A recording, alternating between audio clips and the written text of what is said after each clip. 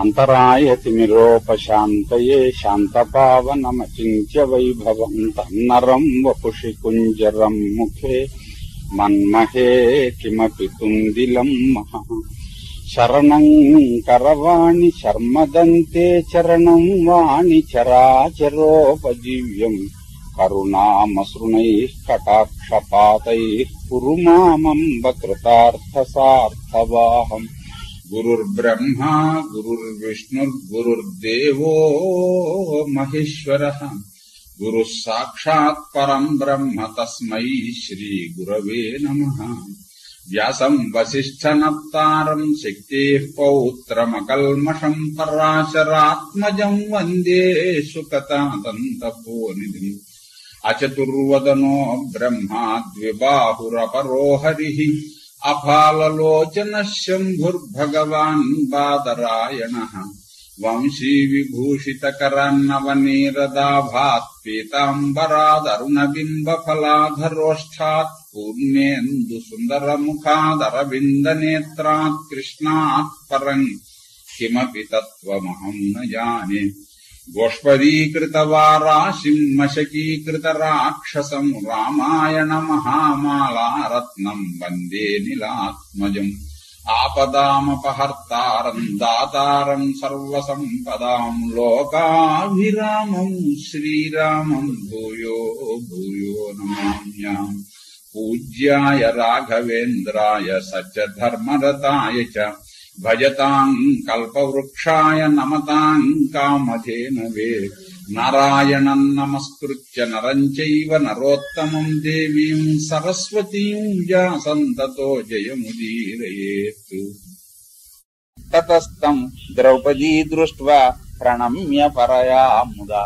కృష్ణుడు ఎప్పుడొచ్చినా సంతోషమే. అందులో ఈ సమయంలో తను తలుచుకోవడం వచ్చాడు అనేటప్పటికీ పరమానందం చెందింది ఆవిడ.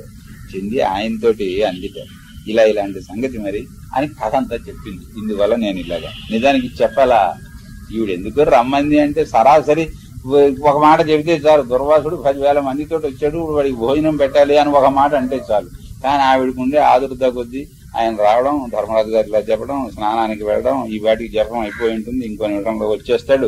ఈ సూర్య అంతా చెప్పి వచ్చింది ఆవిడ. అంతా ఓపిగ్గా విన్నట్టు. దుర్వాసుడి సంగతి సర్వట్ చూద్దాం. కృష్ణుడు చూడండి ముందర చెప్పాడు దీనివల్ల ఇది అని అవతల వాళ్ళు గ్రహించాలి.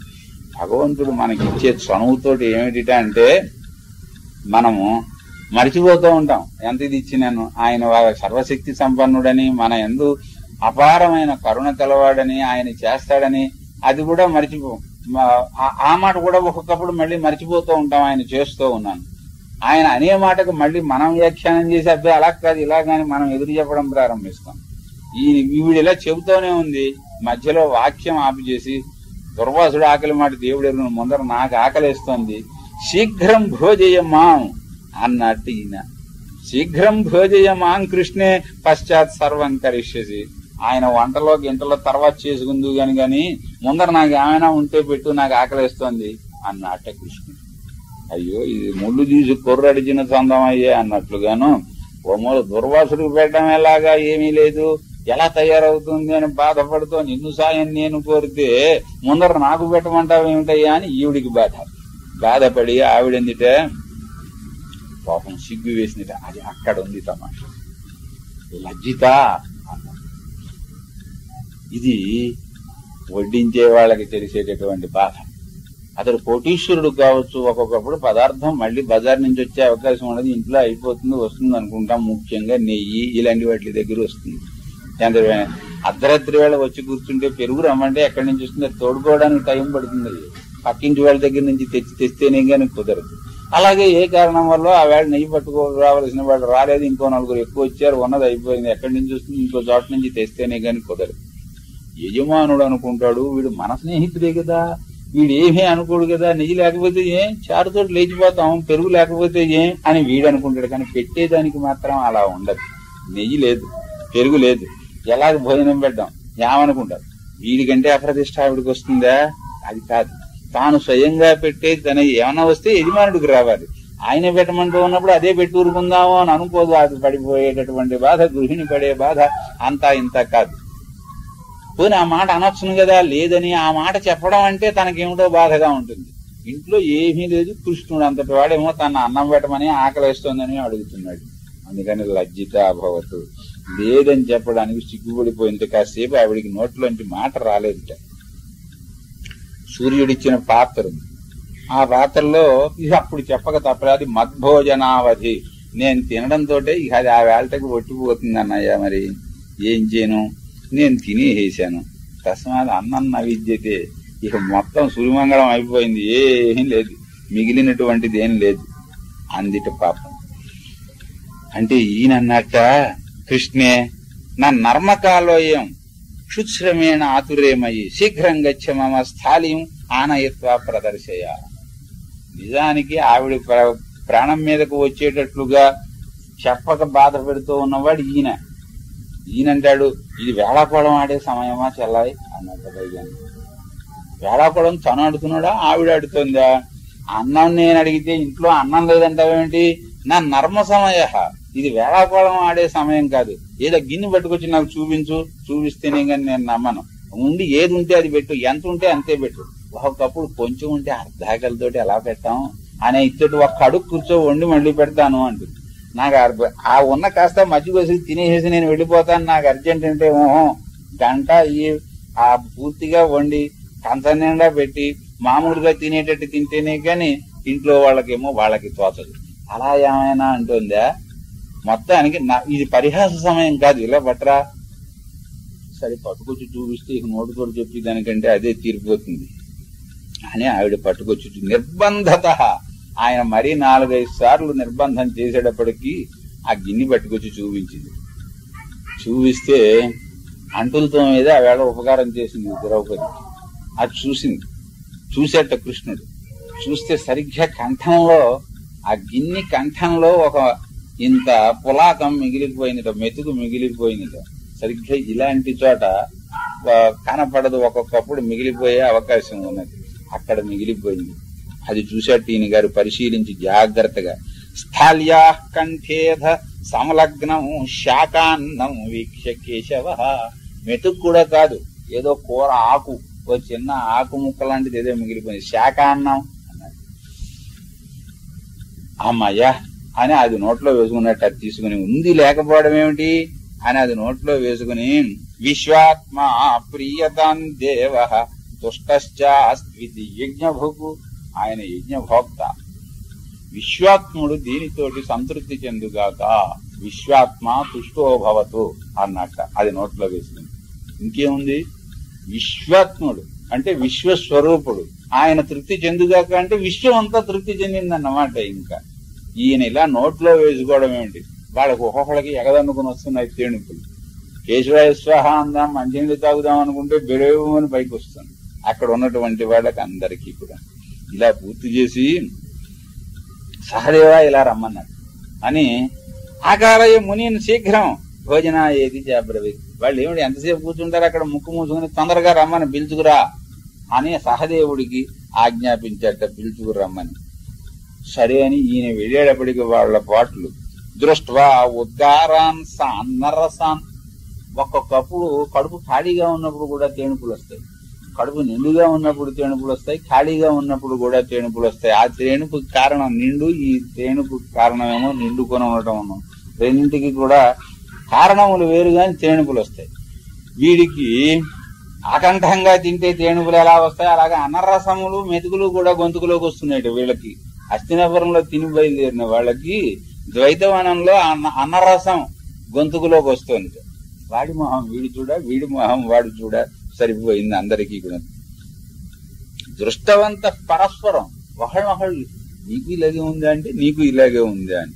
అప్పుడు వీళ్ళందరూ కలిసి దుర్వాసుడితో అన్నట్ట, ఓ మూలేమో వాడు సహదేవుడు ఒడ్డు మీద నుంచుని రెండని పిలుస్తున్నాడు, మన పరిస్థితి చూస్తేనేమో ఇలా ఉంది, ఆయన చేతనేమో అన్నం వండించాం, మనం అందరం ఇక్కడికి వచ్చాం, ఆ కంఠతృప్త విప్రర్షే కింస్విద్భుంజామహే వయం.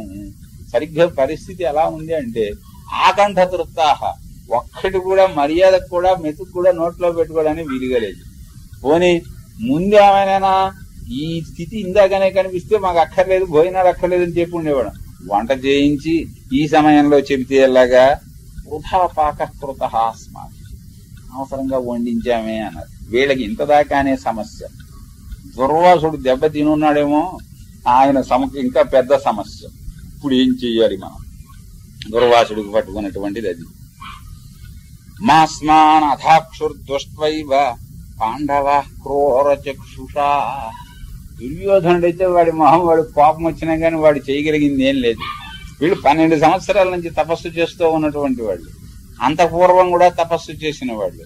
సాక్షాత్ యమధర్మరాజు గారి కొడుకు ఒకడు, వాయుదేవుడు కొడుకు ఒకడు, దేవేంద్రుడు కొడుకు ఒకడు, అశ్విని దేవతల కొడుకులేమో 2. వీళ్ళు స్వయముగా శక్తి సంపన్నులు. జటాసుర వధ సందర్భంలో చూశాం. ధర్మరాజు గారికి అసలు గట్టిగా నొక్కేటప్పటికి ఇంక వాడు వెళ్ళలేకపోయాడు. ఆయనలో అష్టసిద్ధుల్లో చాలా ఉన్నాయి ధర్మరాజు గారికి. అందువల్లనే గహుక్కును బరువు అవ్వాలి అనుకుంటే బరువు అయిపోయాడు అక్కడ ధర్మరాజు గారు. అంటే సామాన్యుడు కాదు.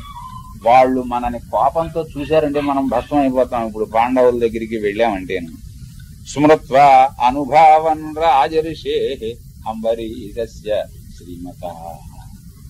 అంబరీషుడు దెబ్బ ఓసారి అయింది. ఈయనకి చక్రం వెనకాల నుంచి పరిగెట్టుకుంటూ వస్తూ ఉంటే అనిలోకములు తిరిగి వచ్చి మళ్ళీ అంబరీషుడిని శరణంటే తప్ప విడిచి బయటపడడానికి అవకాశం లేకపోయింది. అది జ్ఞాపకం వచ్చాడు. ఇంకా రాజర్షులు జోలికి వెళ్లాలంటే ఈయనకి భయంగా ఉంది. పైకి ఉట్టు మామూలు రాజే కదా, పరిపాలన చేసుకునేవాడు కదా అని అనటానికి లేదు. ఇతడు మహానుభావం కలిగినటువంటి వాడు. బిభేమి సుతరాం విప్రాహ హరిపాదాశ్రయాజ్జనాత్.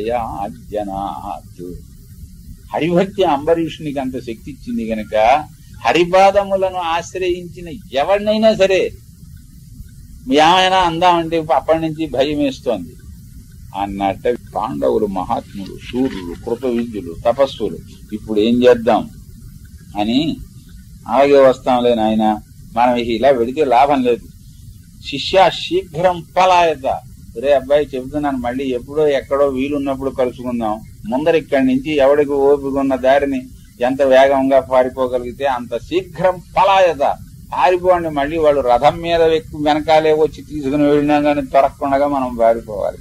అలా పారిపోండి అన్నాడు. ఎందుకంటే కృతాస్తే నిర్దహేయుడు, వాళ్ళకి కోపం వస్తే మనకి తగలబెట్టగలరు అన్నాడప్పటికీ వీళ్ళు ఆధారినే వాళ్ళు అలా పరిగెత్తారు. ఈయన గారు కూడా ఇలాగే వెళ్ళాడు. సహదేవ దేవనద్యాం అపశ్యన్ ముని సత్పన్న. చూస్తే ఏముంది, ఉరికి అక్కడి నుంచి వస్తున్నాడు, ఉరికి ఒడ్డు మీద నుంచి కేకేస్తున్నాడు అని చెప్పిన వీళ్ళు మనం అనుకోవలసిందే. కానీ ఈయన వచ్చేటప్పటికే వీళ్ళు వెళ్ళిపోయారు. దాంతో నది దగ్గరికి వెళితే స్నానం చేస్తారు అనుకునే చోట కనిపించటం లేదు. అక్కడ ఎవరు ఏమైపోయారో అని తిరిగి వచ్చి చెప్పాడు. ఇవి కొత్త వాస వచ్చింది. వాడు వచ్చి తినకో మాకు అక్కర్లేదనో చెబితే ఒక అందం. ఇప్పుడు వాడు వస్తాడనుకోవాలా రాడనుకోవాలా? దుర్వాసుడు శిష్యులు మళ్ళీ ఈయనకి అసలు అంబరీషుడితో తగ్గు పెట్టుకున్నది అలాగే కదా. వెళ్ళాడు, నీళ్లలో ములిగాడు, కూర్చున్నాడు, లేచిరాడు. అక్కడ వచ్చినటువంటిది. స్వస్తి ప్రజాభ్య పరిపాలయంతాం న్యాయేన మార్గేణ మహీం మహిషా గోబ్రాహ్మణేభ్య శోమస్తు నిత్యం లోకాః సమస్తాః సుఖినో భవంతు.